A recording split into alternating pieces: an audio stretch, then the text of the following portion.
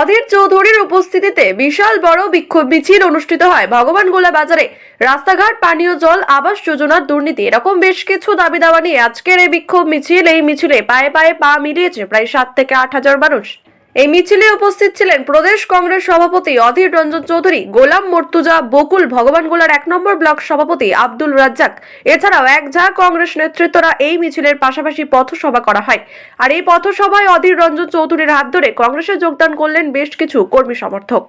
ভগবানগোলা 1 নম্বর block সভাপতি আব্দুল রাজ্জাক সাহেব জানান যে 2026 বিধানসভা নির্বাচনে ভগবানগোলায় কংগ্রেসের বিধায়ক হবে। আজকের এই মিছিলে 7 থেকে 8 হাজার মানুষের মিছিলে এটাই প্রমাণ করে আগামী দিনে ভগবানগোলা এলাকায় কংগ্রেসের এমএলএ হবেন। দেখুন সেই ছবি। ভগবানগোলা থেকে জাকিরুল হকের রিপোর্ট, বাংলা নিউজ।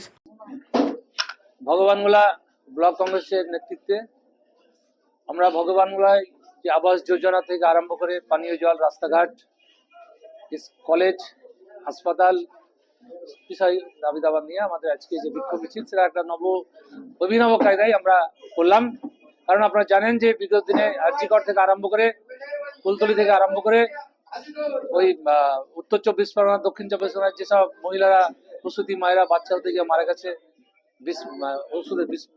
মিশানো ওষুধ দ্বারাই, সেগুলোকে সামনে রেখে আমরা আমাদের অল ইন্ডিয়া ওয়ার্কিং কমিটির সদস্য, আমাদের প্রিয় দাদা অধীর রঞ্জন চৌধুরীর নেতৃত্বে আর ব্লক কংগ্রেসের উদ্যোগে আমরা আজকে অভিনব কায়দায় আমরা গোটা ভগবানগোলায় 5,000 থেকে 7,000 লোককে জমায়েত করে আমরা গোটা ভগবানগোলায় আজকে একটা পরিক্রমা করে বিক্ষোভ মিছিল করলাম।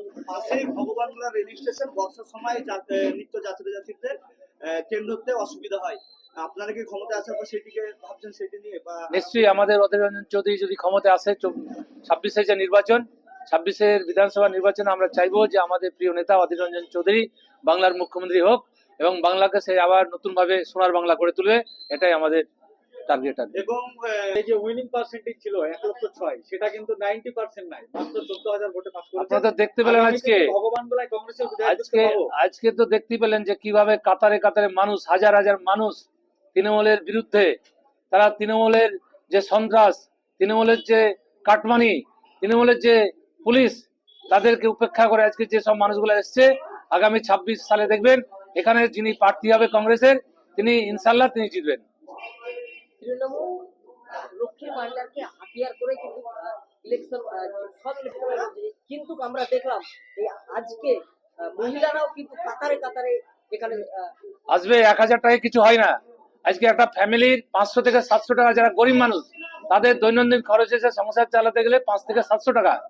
আজকে প্রত্যেকটা মানুষ আজকে রোগে আক্রান্ত। ভগবানগোলায় আপনারা হয়তো জানেন না যে এখানে একটা আর্সেনিক আর্সেনিক যে জল, আমাদের মাটির নিচে যে জল আমরা পান করি, সেটা একদম আর্সেনিকে ভরপুর। সেই আমরা যে জীবনদায়ী যে জলটা খাই, সেটা আর্সেনিকে ভরপুর।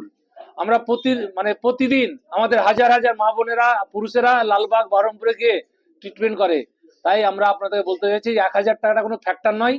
আমরা গত বিধানসভায়, লোকসভায় হেরে যেতে পারি, কিন্তু সমস্ত মা বোনেরা না দিলেও একটা পার্সেন্টেজ মা বোনেরা দেয়নি, কিন্তু 80-90% মা বোনেরা দিয়েছিল আমাদের ভোট। নাহলে আমরা 1,06,000 কি করে আমরা 12,000 ব্যবধানে নিয়ে এলাম।